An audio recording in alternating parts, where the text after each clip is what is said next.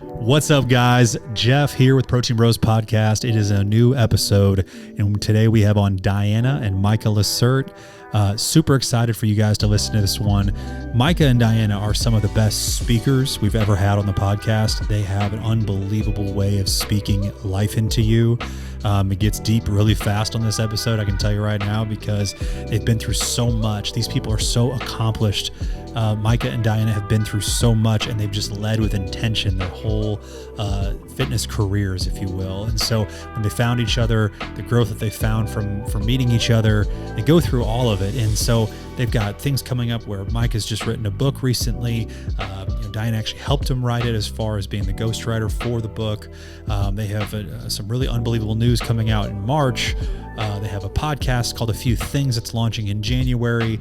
They've been on plenty of magazine covers. They've been world champion bodybuilders. They are world-class entrepreneurs as far as their gym with Hitchfit and their transformations.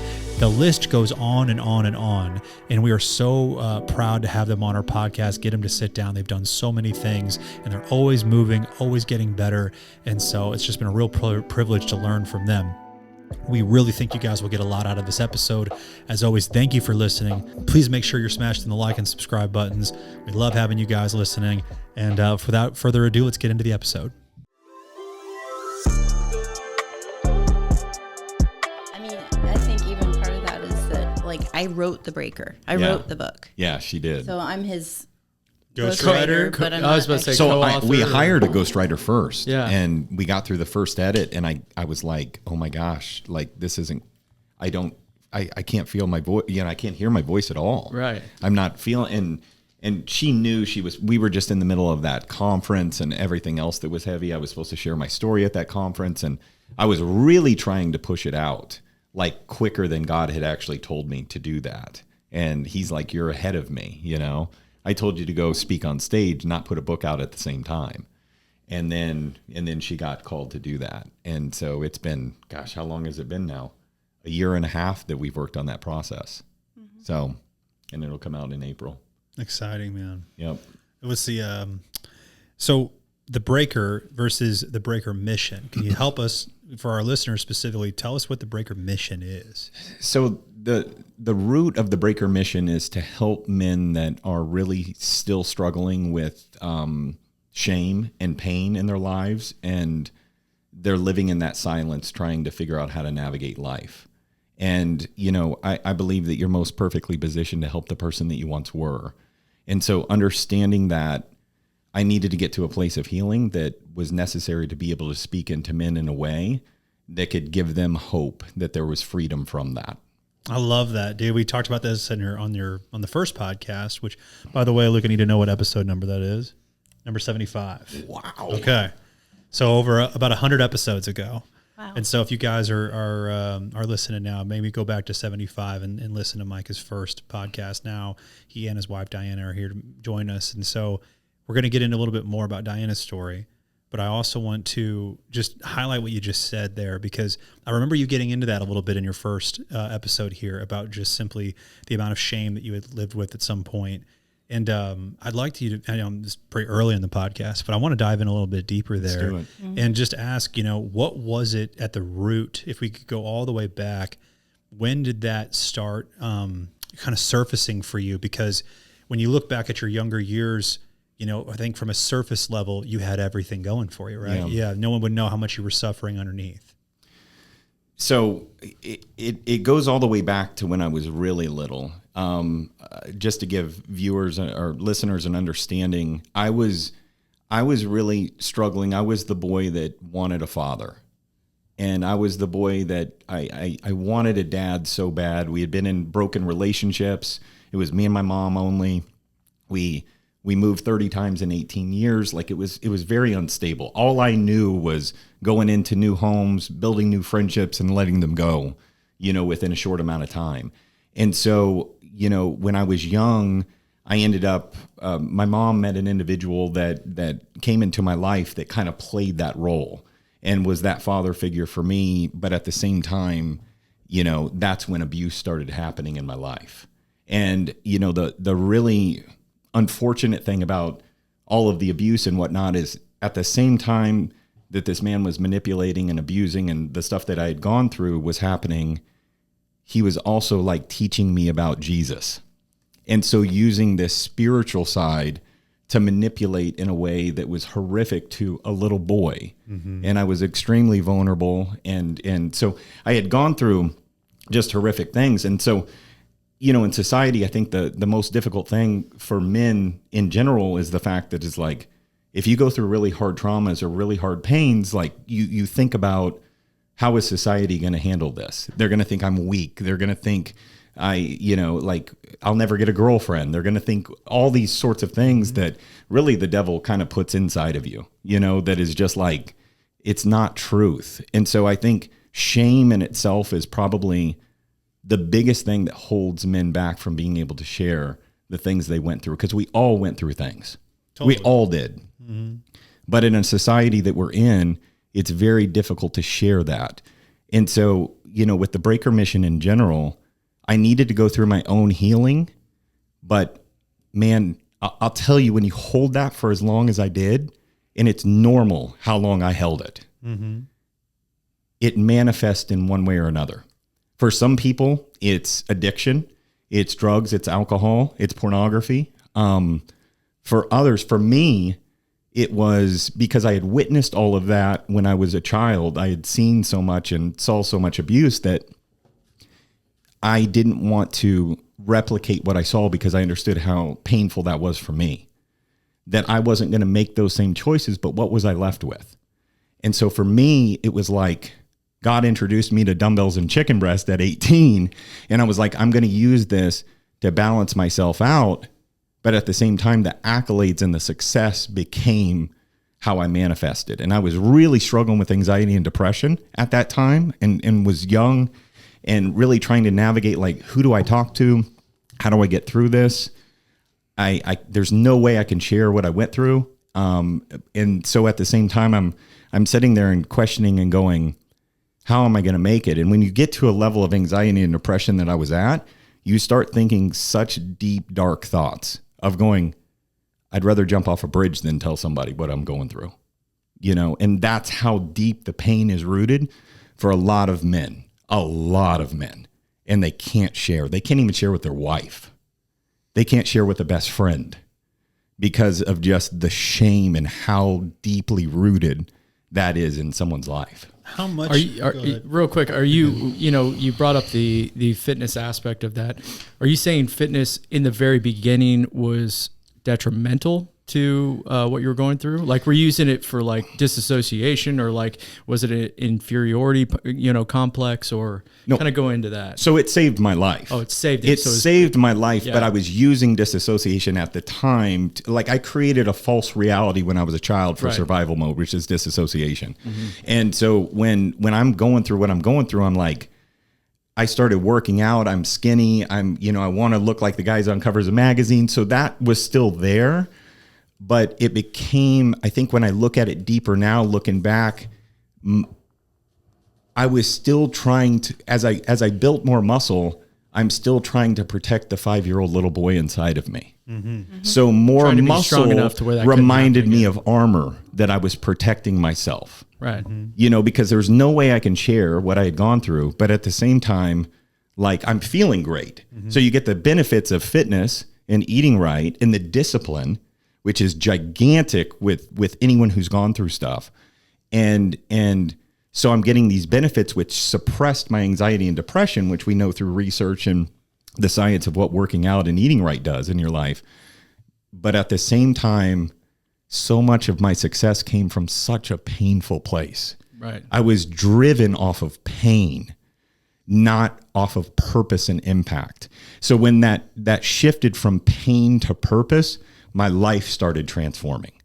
And then the faith element came back into my life because, as I shared, faith was used in such an evil way for me that I had really lost my relationship. I was very angry at the Lord for a long time. My next question was just asking, I was angry. I'm like, why didn't you protect me, man? How astray were you for how many years? You know what I mean? I mean, I don't think that I was ever like a horrible human being. I wasn't, but I wasn't walking closely as a believer. Like, I was a believer, but not following. Sure. You know, and so I would hear him but I was angry with him. I was like, dude, you didn't protect me when I needed you most. And that's kind of how my relationship was with him. And then, you know, I mean, he sent me a lifeline in my wife. And that's really when the transition of my heart and my eyes started going back to the Lord, you know, but I still had to go through my healing. So I was at a place of what we call pain tolerance.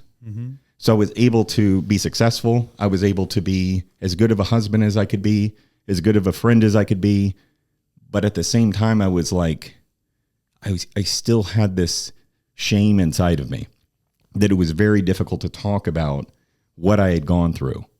And so, you know, from that moment forward, when I really got the vision from the Lord on what I was supposed to do, and I was extremely uncomfortable with the vision that I got, because I was on a stage sharing my story, and I was like, dude, I'll do anything.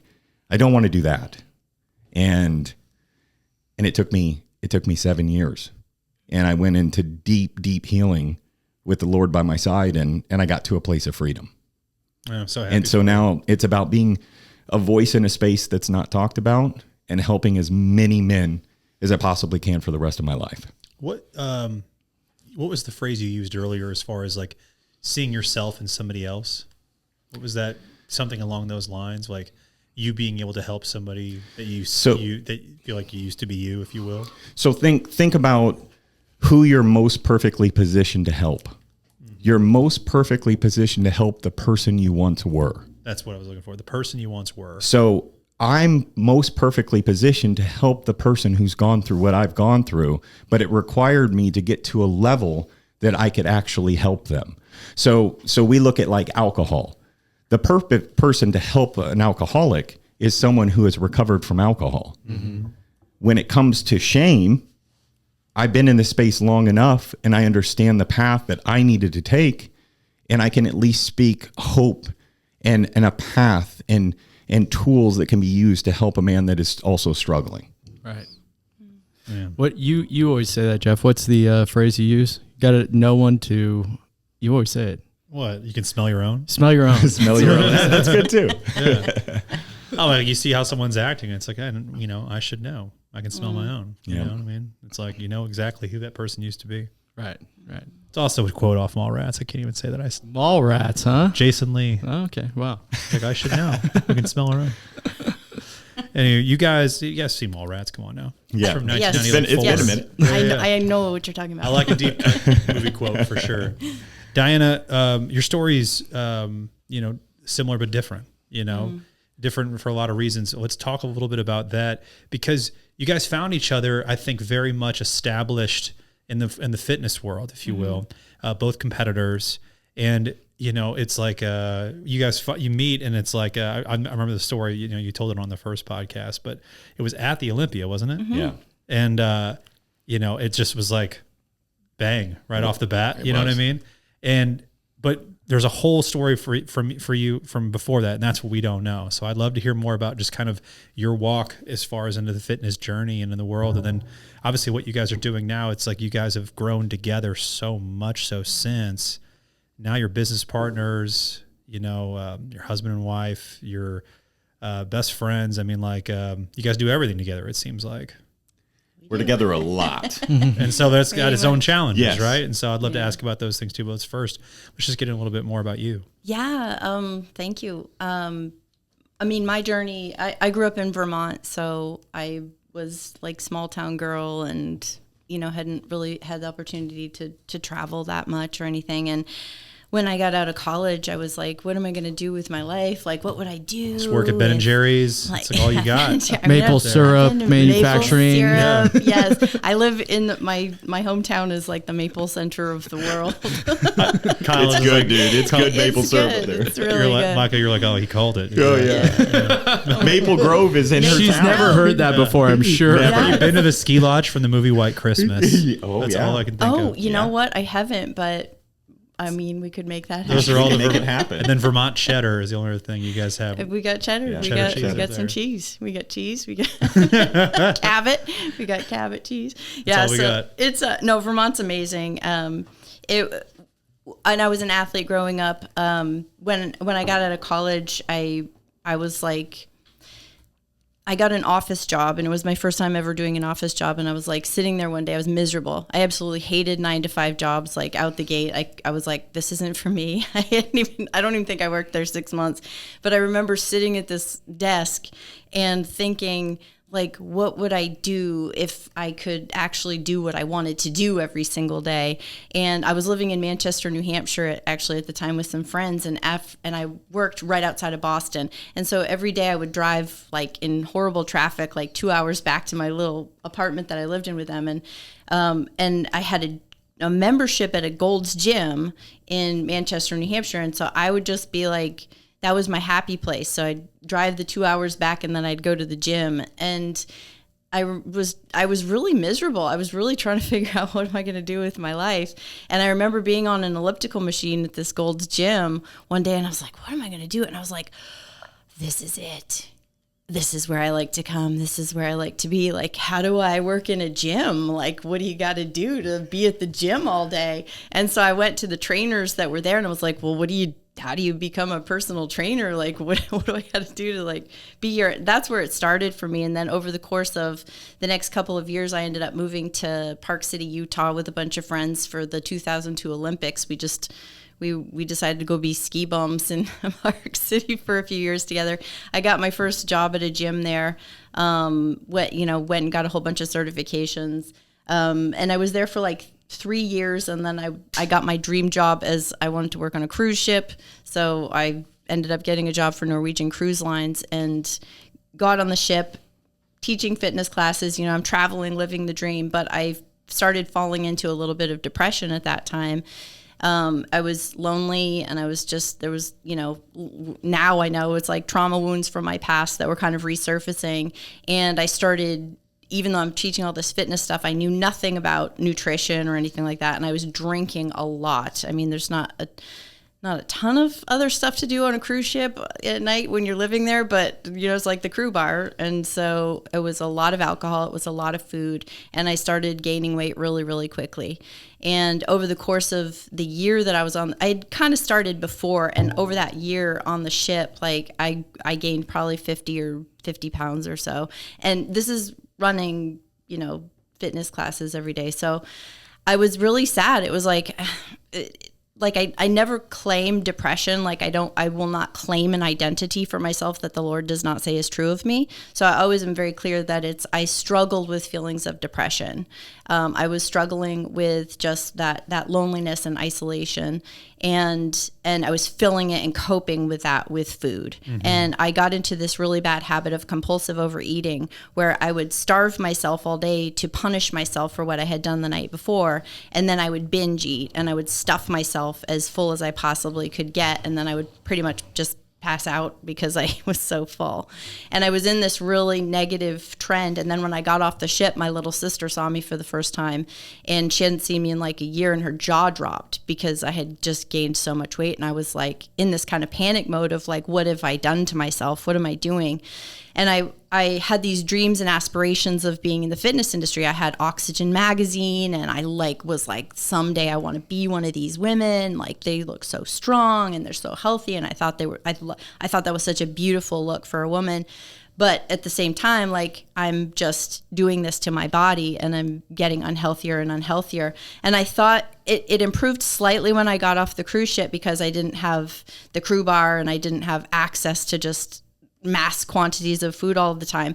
So what I would do instead is, like, I would be home, and I would wait till everybody went to bed, and then I would stay up later, and I would do the same thing. And it was just, I would binge eat until I couldn't, fit anything else in, sleep, wake up the next day, be so angry at myself, be bloated, feel disgusting, and feel the need to punish myself for what I had done the night before. So again, starve myself till I couldn't stand it anymore. So it was this really, really vicious cycle that scared me, because I felt very out of control. Like, I did not feel like I could control that behavior. And every day I would be like, okay, I'm not going to do it tonight. And then that night, and I would do it over and over again. And so I ended up moving to Texas. My older sister was there and had asked me to come down once I didn't have anything else to do after I got off the ship. And I got a job at a gym down there. And so I'm personal training, still this repetitive behavior is going on at night. So I feel like a total fraud, because people are coming to me to get in shape. And I'm like, I can take you on a good workout. I can't tell you anything about actually losing weight because I honestly don't know. So I, I feel really, I apologize to anybody that I trained in those first couple of years because I didn't know what I was talking about on that side of things. But I woke up on July 5th, 2005, and I call it my Independence Day. So it was the day after 4th of July. And that night I had gone out with a friend. I had gone to a beer bar and drank a bunch of beer, and then we went to McDonald's after, and I had a caramel sundae, and I don't even know what else I had. But I woke up on July 5th, 2005, having to get ready to go to work in the gym, and I looked at my face in the mirror, and it was swollen and puffy, and I was hung over, and my eyes were bloodshot, and I felt so disgusting. And I just was like, what are you doing to yourself? Like, why are you doing this? I was so frustrated with myself. And I went into the gym that day, and one of the other trainers came up to me, and we had these bios on the wall of the gym. And in my bio, it said, I want to be a figure competitor, because fitness model, that stuff wasn't even a thing then. And he's like, Diana, I saw that you want to do figure competition someday. And he's like, what are you waiting for? And those 5 words, for some reason in that moment, was my aha moment. And I was like, what are you waiting for? I did not have a good answer any longer. And I was so sick and tired of feeling sick and tired and going on this spiral. And I was like, nope, I'm done. I hired a coach. I actually hired one of the coaches at the gym that day. I signed up for my first competition. I was like, no, I'm done. I am doing this. I am turning things around. I started tracking my food for the very first time that day. I'd never done that before. I never even knew what I was eating. I ended up hiring another coach to help me on the nutrition pieces. And long story short, I prepped for 5 months for my first competition, which was in Texas. And I lost about 50 pounds in that time. And what was wonderful to me, it was great to see my body changing. That was exciting. But the most exciting piece of it for me was that the compulsive overeating stopped. I got into a rhythm with my eating, and it was almost like this, I could breathe. It was like this relief to me that, okay, I actually can do this. I can take control of this behavior. So I ended up winning that show. And then I was like, this is it. I'm on the path. I'm doing it. And it felt really good. So I ended up, competing some more. Was there any post-show, because this is a common thing with competitors, especially that go into competing that have some kind of issues with eating. Did you have any kind of post-show rebound or relapse in your previous way of eating? So what's crazy, and this is actually a big part of my story too, I didn't. I was so excited that I was not doing that behavior anymore. I actually went the opposite direction, where there was a period of time where I was very rigid because I was so afraid of gaining that weight back. Didn't want to slip back into it. I hated how that felt. I didn't want that. I really was like, this is what I want my new identity to be. So, and I'm not saying that was the healthiest thing either, because I probably ate post-show, I probably ate pretty much a competitor diet still for a year. I didn't have dessert for a year. And so for me, it was because there was also trauma pieces for me that food was helping me cope with. And that came later of understanding so that I wasn't on one spectrum or the other, that I could find this place of balance. I actually had to go in and heal the wounds that were from trauma pieces that the food was helping with. But I didn't rebound. It's 20 years later, and I never rebound. Wow. That's pretty cool. That's incredible. I mean, honestly, it's something I've struggled with personally, with going back, rebounding, just being in those extremes, right? Yep. So extremes feel normal to me. It feels like you're being the best or you're being the worst. And it's like, how do you show up as, being 85% good, or, you know what I mean? And so all that to be said, you're in a situation where you get done with the first show, you win, you're feeling top of the world. You've proven it to yourself that you can not only do it, but you can do it at a high level. And so you really sink your teeth after that, right? That level of dieting, right, can be, I'd say it can be called extreme. For other people, it's just their normal. Have you been able to find any form of balance, or what does that even look like to you now?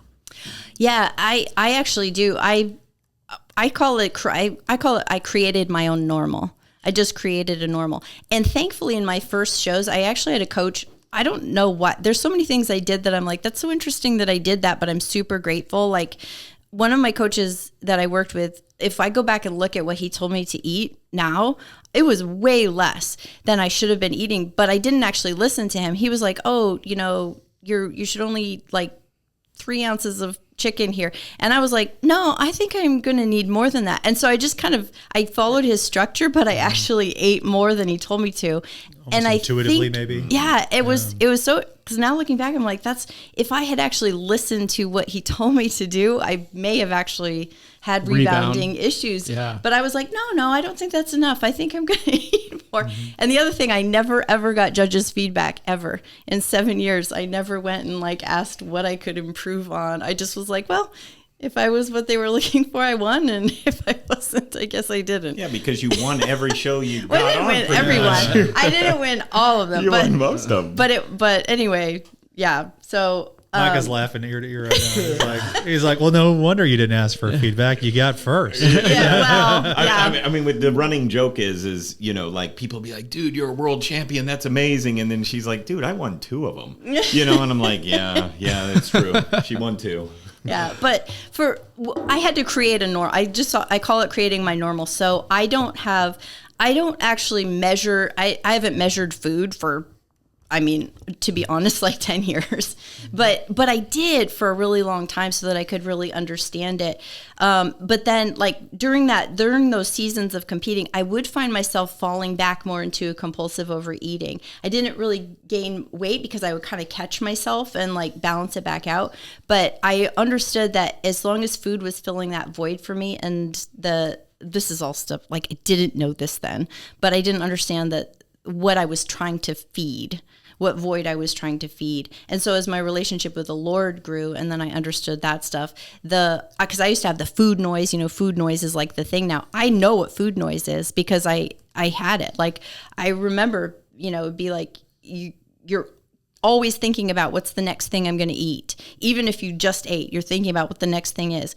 Or if you walk into a room and there's food and you're talking to somebody, but your head is over here thinking of how am I going to get some of that, or how am I going to eat that without people seeing me or noticing that I'm eating it? So I understand the whole food noise thing, and I understand that had a trauma root to it too. And so to be able to go in and heal those traumas, I don't have that issue at all anymore. I don't have the issue with compulsive overeating. I don't feel the need to be super hyper rigid with my food either, but I enjoy how I get to eat. I enjoy being 48 years old, not being on medications, being a healthy, strong woman. I love being able to go to a mountain and hike it whenever I want to.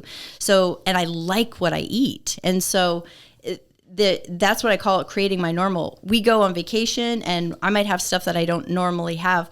I don't feel the need to, okay, I'm going to go do 3 hours of cardio now or whatever, because I know what my normal is. I know I'm coming home to, I have my rhythm that I fall right back into. It keeps my body in a place that I am happy with. And even I'm a perimenopausal woman. Like I'm going through those changes too. And so I do not receive that, okay, this is just something that's going to happen to my body. You're just going to start gaining weight. I'm like, no, I believe that if I continue strength training and keeping my body and my muscle strong and keeping my metabolism high and stay in this normal pocket that I have, then I don't have to stress if we go have a treat or whatever that is, because I know what I'm coming right back into. So that's it. I don't have stress and pressure about it. It's because it's become my normal rhythm. It's a rhythm. I don't think it's a routine. It's really just a rhythm of life for me now. That's when you get to that point, it is freeing, because it's like that, right? What you're talking about is basically how I eat. And you kind of have to go through, I think that's one thing that competing really helps you with, is that it basically, it gives you this superpower that's always in your back pocket that you're like, it's basically the ability to say no at all times. Mm-hmm. And then eventually when you say no enough times, you start detaching yourself from the emotional aspect of food, which I think is super important, because if you are emotional about food, I think that's what leads to the overeating, the binging. But that's something that he's had, problems with in the past. And, it's why I've always been like, it's important to find, a balance point, with food. And if you don't find that balance point, you don't find, the ability to detach yourself from it emotionally, it's like, man, it can control your life, The whole all or nothing mindset that, so many of your guys' clients over the years, I'm sure it's one of the most, easy traps to fall into. Right. And so that's what I was so interested about with your story, Diana, is that, you had such an extreme past, and those kind of like depressive states, if you will, or depressive, moments led to the shame cycle of, I'm not going to eat anything during the day because I messed up last night. But then by the time you get at night, you're like, you know what, I'll start tomorrow. Right. How old were you right here? Oh, is that like 2005? That was when I was still in Utah. So maybe 25-ish. That would have been right before the cruise ship. Like 2000, so 2001. I gained a lot more weight than I have there. It's bigger than that. Yeah, because that was even before the cruise ship. That's crazy. Congratulations. Just a huge feat, But I would say that, just what you're going through, that extreme, going from that to then being on the other end of the thing. Like I've had 5 60-pound weight loss transformations. Like definition of a yo-yo dieter, right? Yep. I'm either like all the way on or all the way off. And for whatever reason, when I look at my past, it's like seemingly almost every 2 years is when I was doing it. And so this has been the first time like I'm in a weight loss journey now, but it's not like a challenge or a destination. It's been like a beautiful, slow, steady, genuine habit change, right? Like lifestyle changes, and not having like this end goal besides it just being like every day is day one of, whatever it may be. So all I want to make sure I like kind of highlight with you is when you went back to those like compulsive eating moments, you could catch yourself in it way earlier than you used to and make like an adjustment there. Is that accurate? Yeah. And like all or nothing, all of those things, there's a root to those behaviors. And so a lot of times people have shame around, like I lost the weight, I regained the weight. And instead of shame, if we can bring like curiosity into like, why did I do that? Like, so for me, it was bringing curiosity into where is this coming from? And before it would have been a shame cycle and a beating myself up. But when you bring curiosity into it and try to see where is the wound, because there's always a wound somewhere. And the all or nothing, the yo-yo dieting is usually means there's some wound that needs tending, because at some point in our lives, whether it's a big T trauma, which is, our big abuse traumas, sexual abuse, physical abuse, that kind of thing, or whether it's little T traumas. So everybody's had some type of trauma. And like the little T's, a lot of times people are like, oh, well, nothing happened to me. But little T's can even be a moment, any moment where you felt hurt or unseen, or it could be if you live in a home where you didn't get the love, the care, the tenderness that you needed in those developmental phases. And so a lot of food issues start somewhere in our childhood when there was either a big T or a little t, and our bodies and our brains, they crave safety. Like when you're little and something happens to you, your brain is like, what do I need to do to feel safe right now? And food is such a super easy one, especially in those years, because you can eat and it will create chemicals in your body that will relax you down. And so when you get into this system of like, okay, my body's dysregulated, I need this thing to calm pattern, me down. if you will. And when it started somewhere in childhood, it's harder than if it started somewhere in adulthood, because of how hardwired we can be when we're children. And so it's like being able to honor the food for how it kept you safe in that time. And then now being like, so it was adaptive then because it worked. And food works really well for people, which is why people struggle with it so much, because it works. It will give them that hit when their body is dysregulated and all those stress hormones are here. You eat your food, and a lot of times it's junk food, and it will calm your system. So it's effective, but then it becomes maladaptive because now it's harming your health and it's harming your body, which is playing over into relationships and everything else. And so it's like, if we can get curious, like, where's that wound? What is it? Maybe there's something that needs to be grieved in there. And how do we, instead of taking shame, we honor food and we thank it for how it helped us and it kept us safe when we needed safety. But now we can say, say, I'm good. Like, I can move on. I don't need you in that capacity anymore. And there's like a freedom that can come with that. And that is, I wish it's stuff I knew 15, 16 years ago when we started Hitchfit, because we've seen those patterns of cycles. And now I know when you have that pattern, it's always trying to tell you something. There's something there, some wound that needs tending. And if you can look at it with some curiosity and bring some healing there, then it's not going to have that control over you anymore, and you can move forward with a lot more freedom. Well, we repeat the pattern, repeat the cycle, and Yeah. you can break that cycle. Yeah. Self-awareness goes a long way, right? Mm-hmm. And so, for you in this situation, you mentioned, I wish I'd have known this 15, 16 years ago. I'm like, you articulated that so well, so thank you. But I'm asking, when you were that young, you didn't have the same understanding as you do now. Mm-hmm. So what was the story you were telling yourself then? And that's what I'm really curious about. As far as Your ability to stay on track and not, you said you'd bounce back. You'd have maybe one night of over compulsive eating, or you'd overeat, and then you'd be able to check yourself so fast in the pattern. But what was the story you were telling yourself then? I think what helped me before I had actually been able to go in and do more of my healing work, being in the fitness industry actually helped me tremendously, because I felt I did feel a certain pressure of okay, I won my show. Like, they're putting me in magazines. Like, I'm a pro.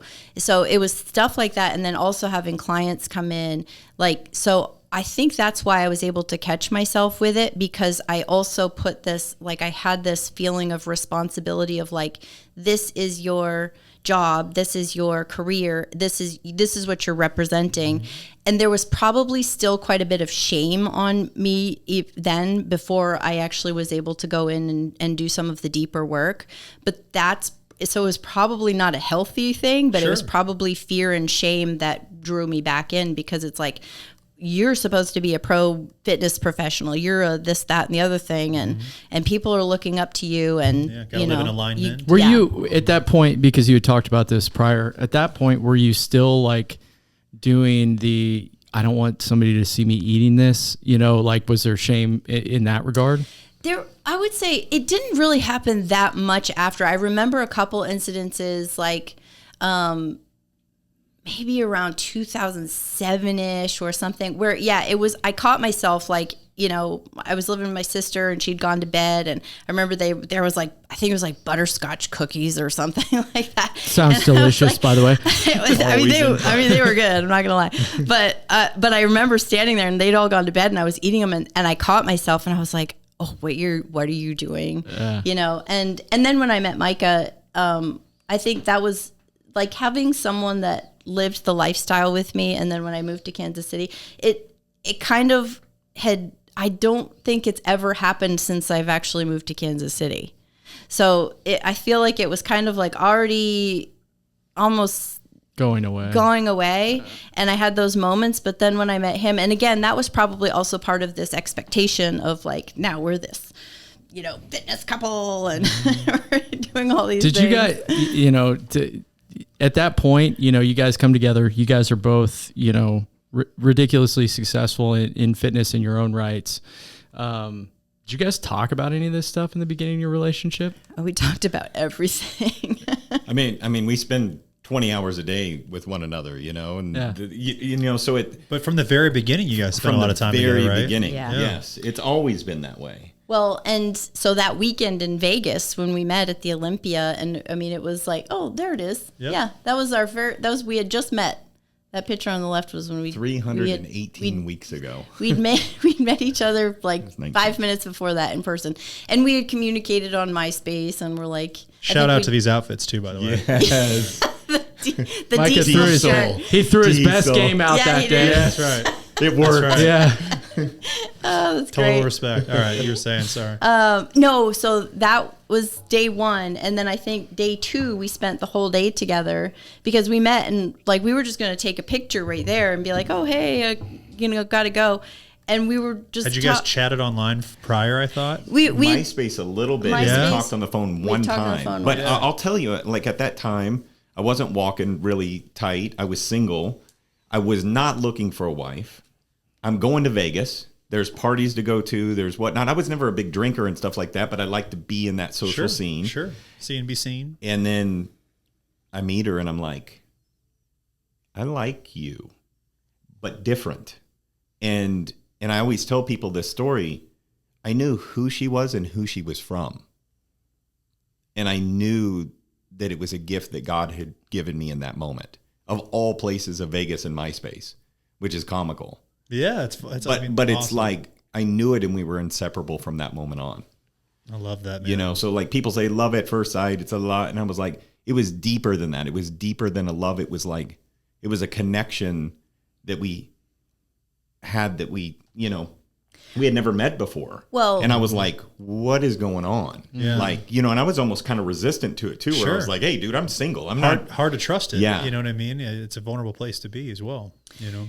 But so Micah's story, which The Breaker is about, like the day after that picture was taken, he actually shared his story with me, which we now know is like crazy. Like that's actually crazy that happened. So I've known his story our entire relationship. It wasn't like something that I, you know, found out a couple of years or, you know, a few years in. I've literally known since that very first weekend. At that point in your life, had you shared that with anybody else? I mean, none of my best friends knew. Yeah. My mother knew the situation. A few other people, maybe two, because I was forced to share the story because of other situations. I can't explain to you how rare that was, but it also gives you an understanding that I understood who she was for me, to the level that I had already trusted her so much that I knew who she was going to be in my life. I mean, it's I get like emotional thinking about that moment because of how broken I was and how I was really trying to cover it. And now I'm supposed to get into a relationship and cover my wife and be everything I need to be. But I felt so little in a lot of ways. Yeah. And then to understand who she was and how much she's helped me to in so many aspects of my life, from a healing standpoint, but from being a phenomenal wife and creating, even more importantly, creating a safe space for me that I had never known growing up, and how important that is, that when I was coming home, I had a safe place that I could sit and talk to my wife about anything. You're in a spot, dude. Like I think at that age, or when you were going through that, so often I talk to young men and, you know, they tell me about what they're doing. And you alluded to this before you met Diana, that, you know, you were a single guy, you were, you know, you weren't drinking a ton, but you were having fun, you were going out. So often I think the problem I find when I'm talking to young men, because we have many that work for us, obviously, is they'll think in their head, like, I'll start being the right guy when I meet the right girl, right? And it's like, hey, you should be honoring this person that you want to meet beforehand, so you feel worthy, you feel capable of leading when you meet them. That wasn't your story, though. No. And so how did you feel like, you know, I guess, how do we connect the dots, if you can, for me maybe, of feeling that level of connection with her right off the bat, and then feeling capable from there of being able to handle a woman that you had such high respect for, but you hadn't yet given that to yourself? So from 18, so we have about 10 years here where I made the commitment of starting to live a bodybuilder, very disciplined lifestyle, and how it started affecting me and changing me in a way that was that I could live in pain tolerance. I still have this outer shell that is, oh my gosh, his life is amazing. That was something that I wanted people to think. Right. Because I was still protecting everything that's going on. And so then the accolades start happening. It's cover after cover after cover after TV shows and reality shows and all this thing. And I started, it was almost like, I've never been into drugs, but I'm assuming it's like a drug hit. Like that first one, I'm Dopamine like, addiction, oh my if you will. gosh. Yeah. And it just became like it was never enough. Right. And so I started recognizing that, like, when I was helping people transform their bodies and their lives, I was actually getting a lot more in return than any accolade I could give. So that's when I was talking earlier about the pain was my driver, purpose started becoming the driver.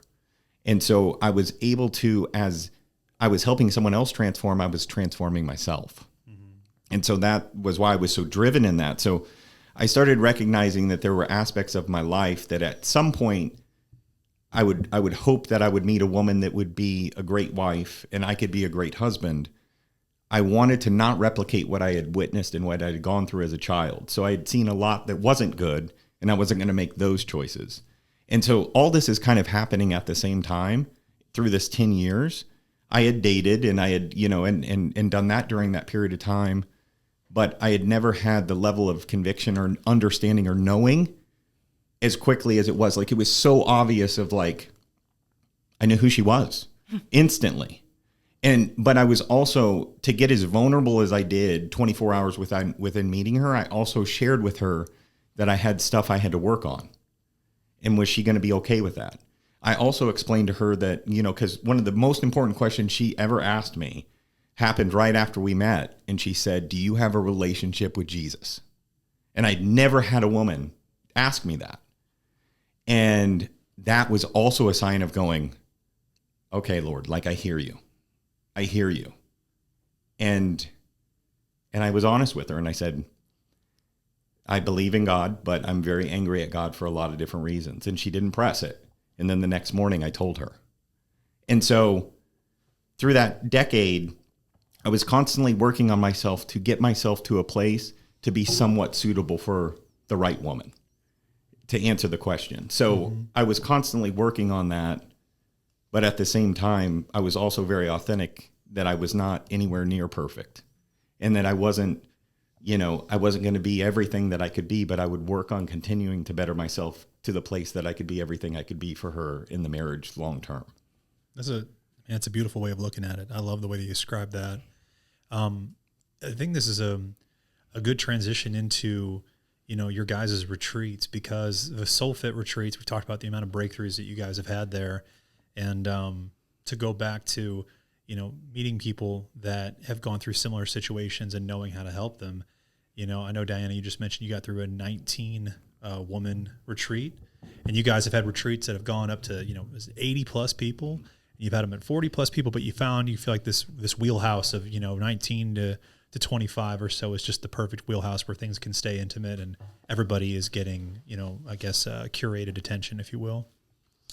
Yeah, SoulFit, it's been incredible. We've been running the retreats for, I think, a little over 2 years now. We've done eight of them, I think, at this point. But yeah, we've really found, first you start something, you're like, yeah, get as many people as you can.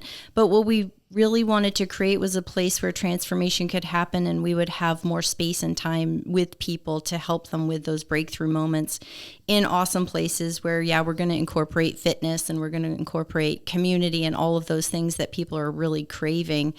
And we're entrepreneurs, so to be able to be creative and think about like, where do we want to go and what do we want this experience to be like I create all of the retreats, so it's like in my head and I think everything through, and then we go check everything out, and then just to be able to bring people into those spaces and see them and hear them and give them community where they feel that they don't have to come in thinking, everybody's perfect and everybody's life perfect, but where they can be authentic, they can be real. We have so much fun, we have so much laughter, but we also have a lot of intentionality. And that's why I believe it's like we've been seeing the breakthrough. I just did my first women's retreat, which was very different from anything we've ever done. Usually we're either on adventure retreats or in Mexico, or our next year we're planning a trip in an awesome retreat in Costa Rica. But the women's was in an Airbnb, 19 women. I didn't have anybody complaining. It was so great. And they connected and were vulnerable out the gate. And what I kept hearing from these women, they're just so amazing. And most of them didn't know each other coming in, and they all just had some level of connection with me. And I can't even tell you how beautiful of a time and space it was and how connected they felt. They were able to share story. We laughed, we cried. But to have that and hear so many women saying, I thought I was the only one, or I don't have spaces like this where I can just be me and actually share the hard stuff that's going on. And I was like, okay, Lord, like there is a need, a desperate need, especially now I think with people getting so disconnected with social media, with AI, with all of this other stuff, to be able to come together. We are designed for connection, for community, and to create those safe spaces where I like to say it's places where love thrives and wounds are healed. And it's just beyond. Every single time I'm like, Lord, you got to show up and do your thing. And people aren't even always on the same page as us faith-wise. Some people come in for the fitness and for community, and maybe they just want to get to know us. So it's never a situation where we're coming in and, preaching at people or thumping over their head with a Bible. It's really like we want people to come in and love on them wherever they're at. So that's one thing I love, is we get people from all walks of life. We get people that aren't on the same page as us faith-wise, but they're just looking for community and connection and places they can be seen and heard. And that is Soul Fit. And wherever they're at, they are welcome to come as they are, and we're going to love on them exactly where they're at. Yeah, that's as far as like having, back to what you were saying, the community aspect of things, we're kind of talking about this before the podcast. It does feel like, community-based businesses and community-based groups are going to continue to grow, because it's a weird time where it feels very much. Not to interrupt you, Kyle. I'm saying don't interrupt me. It's it's authenticity, man. Yeah, I think everybody's just craving authenticity. There's just so much, definition of just like people posting their highlight reels on social media. We know that's not reality, but we've been creating this alternate reality because where we put our eyes. And so I feel strongly about this because it's something that I think we all struggle with. You can't help but compare. You're going to put your eyeballs on something. We all use social media for work in some regard. And so you're not immune from seeing these other things that are going to make you compare yourself for some regard. And the comparison is the thief of joy, one of my favorite quotes out there. And so you're in this position where nothing feels real anymore. You're having small talk with people. You're seeing stuff online. You're just wondering, like, you're just really craving like true authenticity in relationships, in conversation. And so like the community aspect feels like this, this untapped thing because you just don't find it organically anymore. We're not, no one's talking it's not commonplace to be super close with your neighbors anymore. People are not talking to each other on the street as easily. It's just, you're not feeling that real human connection that we're all longing for. And so as, we have been a community-based business. You guys have been a community-based business. We've been doing it for a long time. And I think that we were doing it at an era where people were more transactional and there was still a lot of, high pressure sales and, you just can't get away with those tactics anymore, in my opinion, because of how fast word travels. So I see the future going into this more community-centric business model, which I love. But how do we, as AI continues to try to automate things and make things more easy and quick, and there's going to be some wonderful changes that happen, no doubt. But there's going to be some collateral damage, I think, as well. How do you guys foresee that going for your own business? Because you guys have your hands in a lot of different things. How do you see that automation or that AI affecting you guys?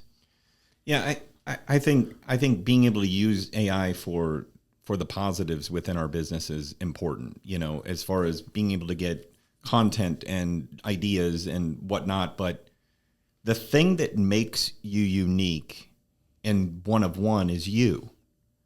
And when you create a business that allows you to be authentically you, and then that point is then put into place of being able to help someone else be seen and heard, is AI can't replicate. You're not going to be able to replicate. And we go back to healing a little bit, and all I keep thinking is like in the healing space, you don't heal in isolation.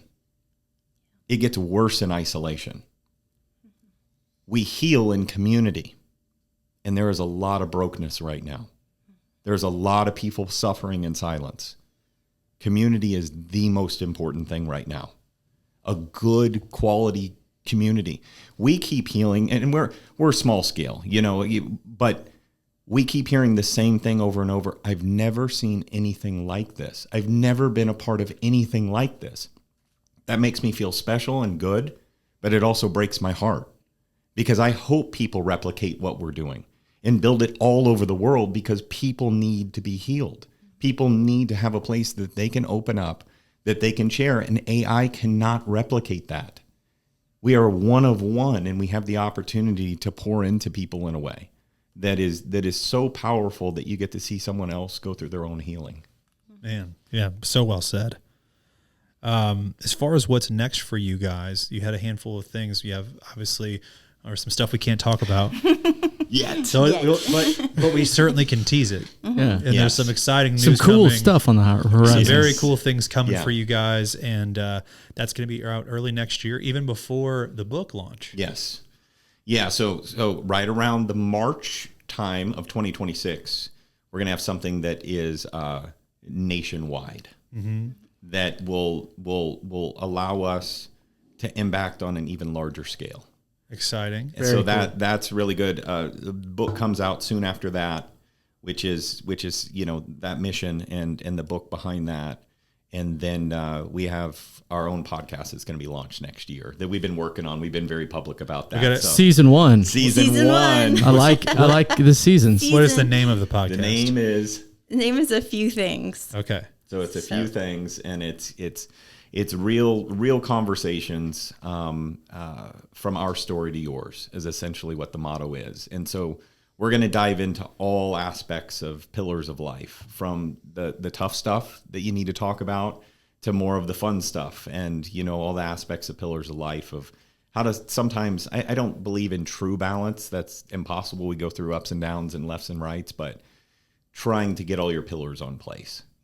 And I'm a firm believer that, teaching people consistency leads to discipline, leads to freedom. Like, that is how I live and how I teach. And being able to, I think, authentically share that in a way of using your own story and how that impacted you, it can help inspire and impact someone else. And so getting vulnerable is important.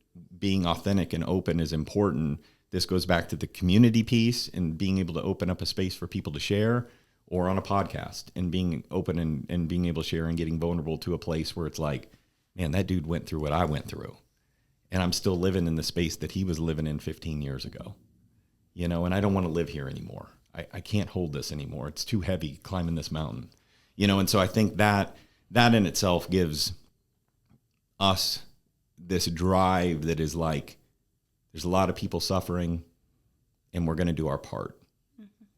I think it gives you guys a tremendous, would you say that, I shouldn't say this, would you say that it gives you guys a tremendous amount of purpose in your work? I'm driven off the purpose, and but more importantly, what I'm trying to do my best at is being obedient to the calling that the Lord has for us. Mm-hmm. Understanding what that is. There's my dreams and what I want to do, and there's what he needs me to do. And those sometimes are two different things. Mm-hmm. Sometimes they align perfectly. And sometimes it's like when I got the vision, I was like, I don't want to do that. No, dude, I want to do the fun stuff and lift dumbbells and eat chicken breast and do the stuff I enjoy doing.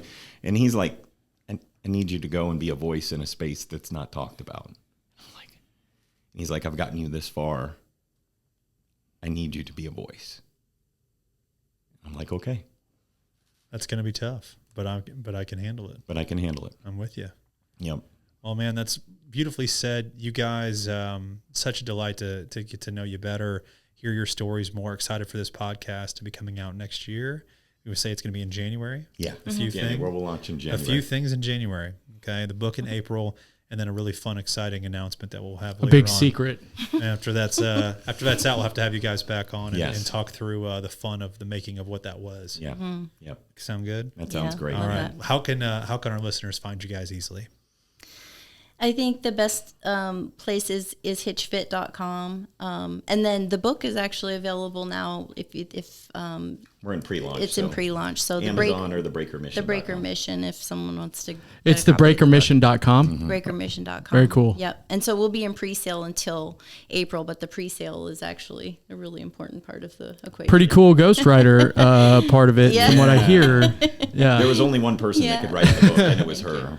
And how we navigated that, we'll share at some point. But it was really interesting how we got to the place of this coming to full life. Yeah, she was the only one that could write it. Yeah. Mm-hmm. I got one last question for you before we We call it. It's usually a food question. This one's going to be more of a serious question again, just because I don't want to miss out the opportunity to ask about it. It's just, you guys have been working together now for so long, you know, and you spend all this time together. How are you able to change hats on the fly, as far as being a wife, a husband, a co-owner, a marketer, you know, a salesperson, you know, a therapist, you know, all of it in one, you know what I mean? How do you guys switch from all those roles, spend so much time together, but, you know, truly being intentional in every one of these pillars you were talking about?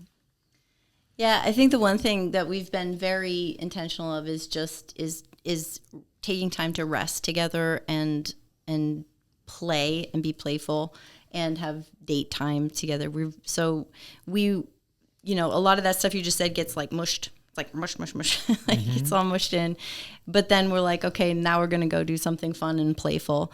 And I think that's probably been a big piece of the glue. Like, you know, foundationally, our faith is the foundation that we stand on. So that's, you know, when it's Jesus, that's our rock.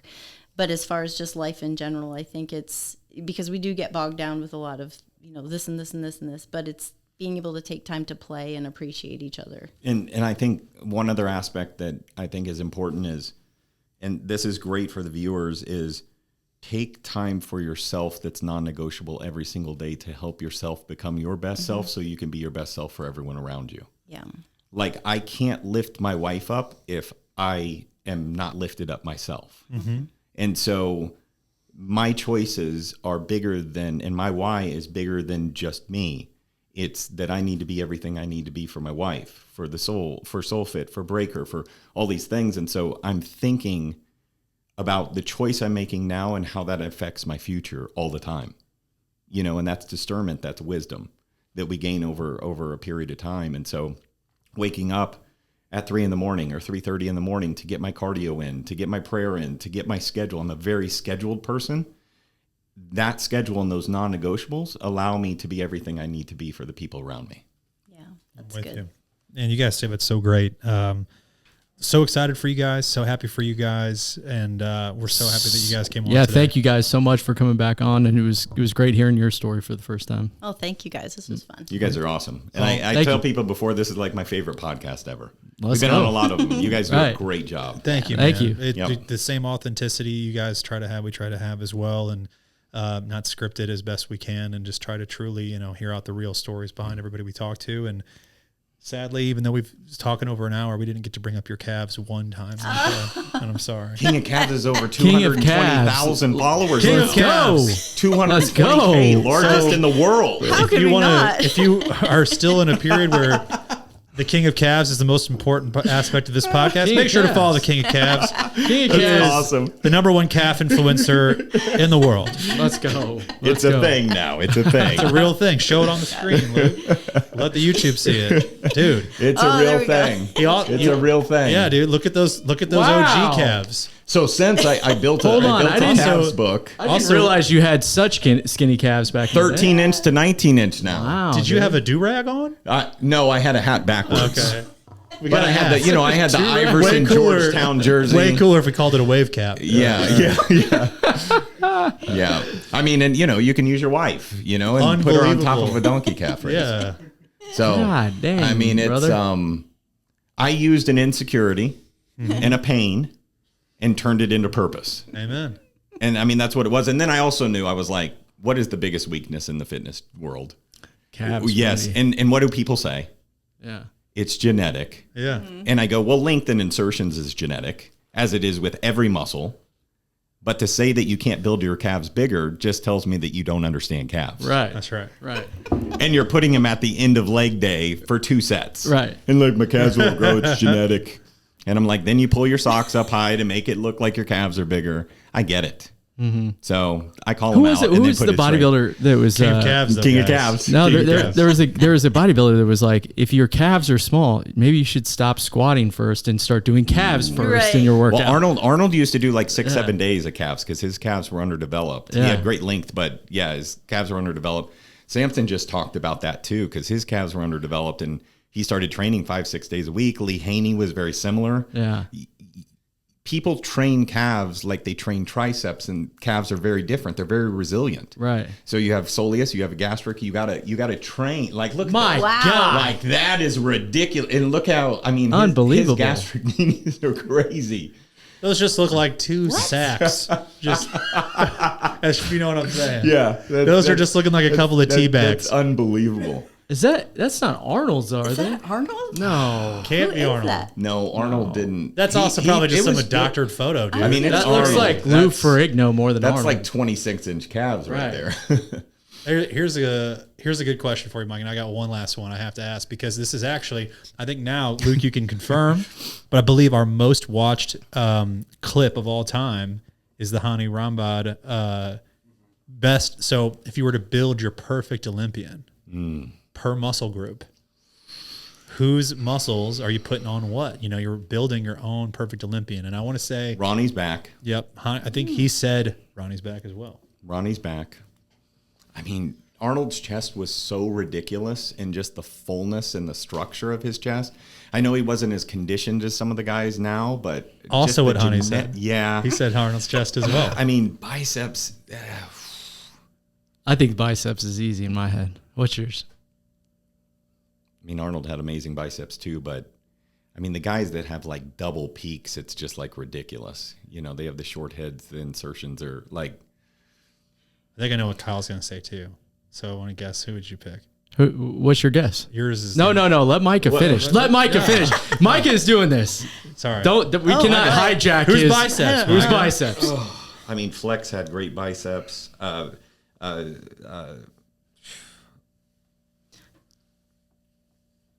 Lee Priest had amazing triceps.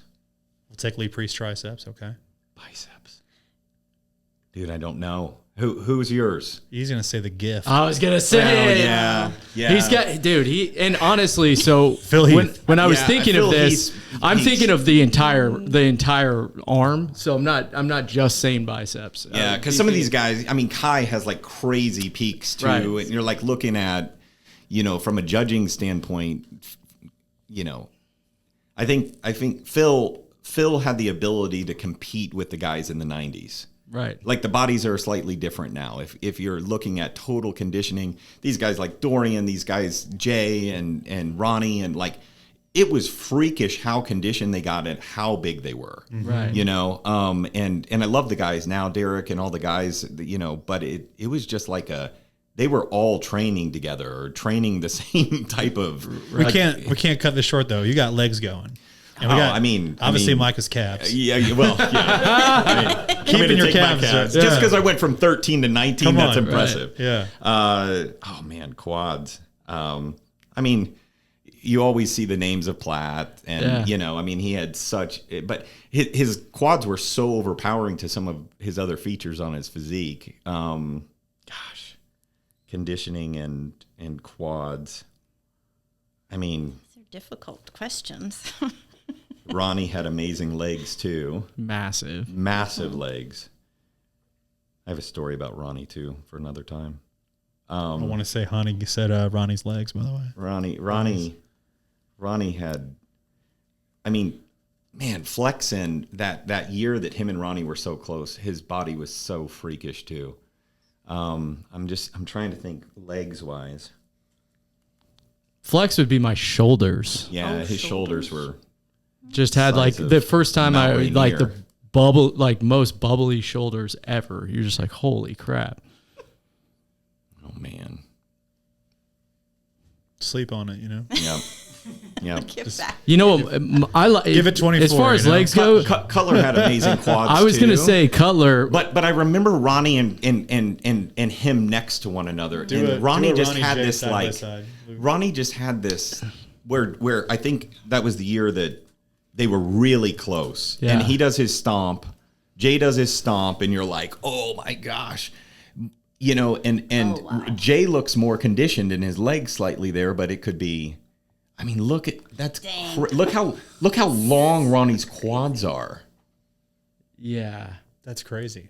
insane. A solid like 3 inches longer than I had a poster of Jay Cutler, and he was like the one where he was like on a beach and he has like really short shorts. Yeah. I'm like a 6th grader, and I was just like, dude, I'm gonna be a bodybuilder, man. My legs are gonna get that big.